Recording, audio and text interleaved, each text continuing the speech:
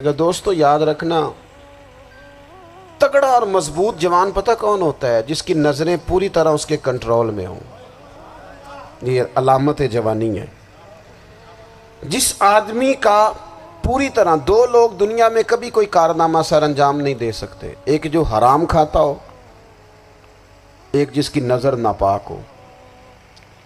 محمد بن قاسم جب یہاں آئے تھے نا،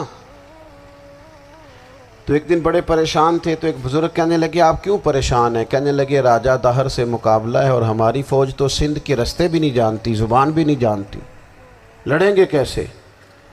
2-4 دن کے بعد ان بزرگوں کی دوبارہ محمد بن قاسم سے ملاقات ہوئی تو بڑے خوش تھے۔ کہا اب آپ کیوں خوش ہیں؟ کہنے لگے وہ میرا مقابلہ نہیں کر سکتا، میں نے تحقیق کر لی ہے۔ کہا کیوں؟ کہنے لگے نظر کا گندہ ہے، اور جو نظر کے گندے ہوتے ہیں وہ میدانوں میں ٹھہرا نہیں کرتے۔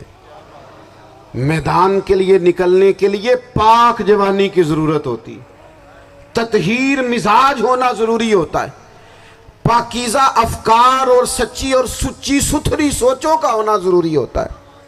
اس لیے فرمایا کہ میرا مقابلہ نہیں کر سکتا۔ حضرت عبداللہ ابن حذافہ کمرے میں تھے، تو وزیر کی بیٹی اندر سجی سنوری پہنچ گئی۔ جیسے ہی آپ نے اس کفر کی چال کو دیکھا تو تیمم کر کے نفل شروع کیے۔ وہ ساری رات بیٹھی رہی، رب کا بندہ ساری رات عبادت کرتا رہا۔ عبادت بڑا سہارا ہے، مصلی بڑا سہارا ہے اللہ کے بندوں۔ صبح دروازہ کھولا، وزیر نے اپنی بچی سے پوچھنا چاہتا تھا رزلٹ کیا نکلا، تو وہ کہنے لگی پیچھے ہٹ جا، اب تیرا میرا تعلق کوئی نہیں، میں نے نبی پاک کا کلمہ پڑھ لیا۔ اس نے کہا میں نے بھی زمانہ دیکھا ہے، پر یہ کیا لوگ ہیں، کستوری کے بنے ہوئے، سندل سے دھلے ہوئے، کہ میں ساری رات کمرے میں رہی اور 100 اور 1000 آدمی جس جوان کا مقابلہ نہ کر سکے، اتنا طاقتور جوان کمرے میں رہا اور اسے نظر اٹھا کے نہ دیکھا۔ او کچا رنگ للاری والا جڑا چڑھدا تے لیندا رہندا ہے، اے عشق تیرے دا رنگ محمد چڑھیا پھر نہیں لیندا۔ میں کہا ایک دفعہ نظر اٹھا کے نہیں دیکھا، کمال ہو گئی۔ اتنے بڑے لوگ، اتنی بڑی سعادت مندی، فیروز بختی، معاملہ فہمی حد ہو گئی۔ اللہ اکبر۔ دوستو بادشاہ جب پوری طرح ہار گیا نا، اس نے کہا مار دو۔ تیل گرم کیا ایک کڑاہی میں، اور جب آپ کو اس میں ڈالنے لگے تو آپ کی آنکھوں میں آنسو آ گئے۔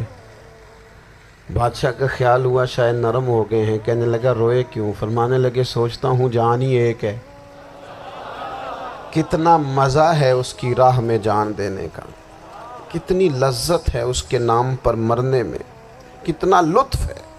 جے تو چڑھیا اتے دار بھی نہیں، تے جے تو وکیا عشق بازار بھی نہیں، تے ایڈا سستا سودا پیار بھی نہیں، تے ایڈا سستا لبدا یار بھی نہیں۔ کئی جنگل گانے پیندے نہیں، کئی دوزخ لنگنے پیندے نہیں، جے وہ اس ملوں بھی مل جاوے، ایدوں سستا ہور بپار بھی نہیں۔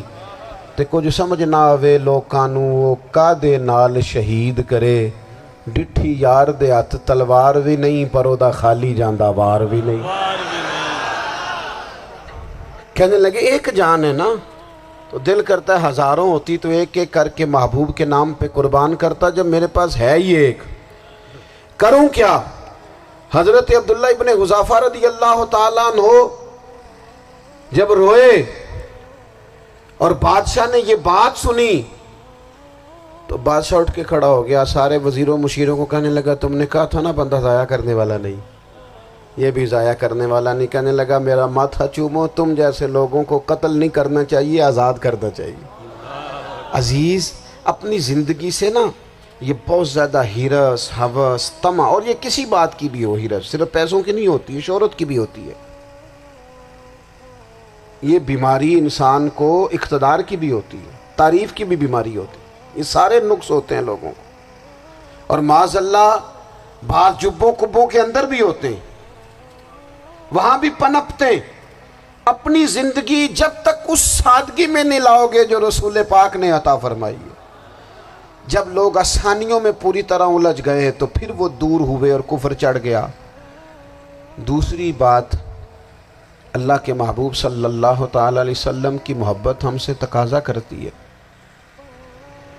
کہ ہم اس مشن کے لیے کام کریں جس مشن کے لیے رسول پاک نے کام فرمایا ہے۔ ہم سارے کام بڑے مضبوطی سے، سوچ سمجھ کے، تدبر سے، حکمت سے، تقاضوں کو مد نظر رکھتے ہوئے کرتے ہیں سارے کام۔ دین کے کام میں ہمارا مزاج نہیں ہوتا، او ہو جائے گا جی، آپ بسم اللہ پڑھیں جی، شروع کریں جی۔ آپ تقاضوں کو سمجھیں، چیزوں کو دبائیں نہیں، چیزوں پر غور کریں۔ کسی کے ذہن کی سطح پر سوال ابھرتا ہے، اس کا تسلی بخش جواب دیں۔ اپنی زندگی میں دین کے کام کے لیے اپنے آپ کو وقف کریں، اور دین کے کام کے بہت سارے پہلو ہیں۔ ہزاروں لوگوں کو قرآن پاک ٹھیک پڑھنا نہیں آتا، ہزارہا لوگ ہیں جو قرآن مجید کے مطالب سے آگاہ نہیں ہیں، دین کی بنیادی ضروریات سے لوگ نابلد ہیں۔ میں آپ کو کس طرح یہ بات سمجھاؤں کہ ہزاروں کی تعداد میں طلاقیں اس لیے ہوتی ہیں کہ مردوں کو طلاق کے مسئلے نہیں آتے، انہیں پتہ نہیں ہے کہ مجھے حقوق زوجین کے معاملے میں کیسے چلنا۔ ڈھیر سارے گھروں میں تباہی اس لیے ہے کہ تربیت اولاد کا دینی منہج ہمیں نہیں پتا۔ اپنا حصہ ملائیں دین کے کام میں۔ ایک آدمی کو اگر تو نمازی کرنے میں کامیاب ہو گیا، تیری زندگی بدل گئی۔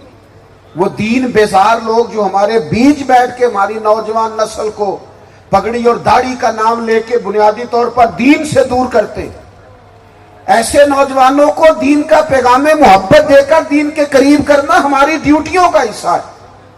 ہمیں ذمہ داری کا احساس کرنا پڑے گا، ہمیں یہ خاص قدم اٹھانا پڑے گا، توجہ دینی پڑے گی۔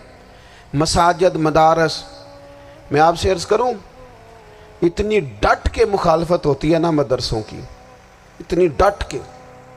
میں ادارہ چلاتا ہوں، اس کے چلانے میں جو مشکلات ہیں وہ تو ہم بتا نہیں سکتے آپ کو، اس لیے کہ میری قوم، میرا اس قوم سے تعلق ہے جو نعت خواں امیر کرنا چاہتی ہے، مدرسے نہیں۔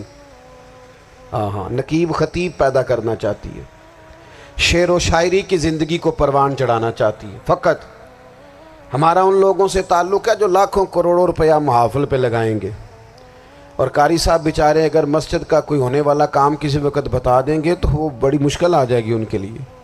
یہ کیسے ہو سکتا ہے، آپ نے یہ ڈیوٹی بتا دی۔ مدارس، اور جتنا اہم رول دین کو پھیلانے میں مدارس اسلامیہ کا ہے، اتنی زبردست، لوگوں کا خیال ہوتا ہے میری طرح کے لوگ شاید کام کرتے ہیں، ڈیوٹی کرتے ہیں۔ یہ 10-15 لوگ آپ کو نظر آتے ہیں جو آپ کو کہیں میڈیا پر یا ادھر ادھر ڈیوٹی کرتے، مخلص لوگ اپنی جگہ پہ، وہ بھی بڑا ہی کام کر رہے ہیں، جو میڈیا پہ آ کے بھی اخلاص سے اور درد دل سے کو دین کی، ان کی بھی کسی بات کی حوصلہ شکنی نہیں۔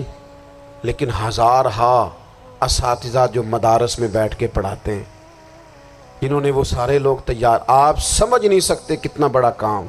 حفظ کا استاد جو ہوتا ہے نا، اس کی ڈیوٹی 24 گھنٹے ہوتی ہے، فجر سے پہلے، اور اس نے بچوں کو اٹھانا۔ تنخواہ تو ہم انہیں دینا نہیں نہ چاہتے جی، تنخواہ نہیں دے دی انہوں نے، ہمیں مولوی امیر نہ ہو جانا۔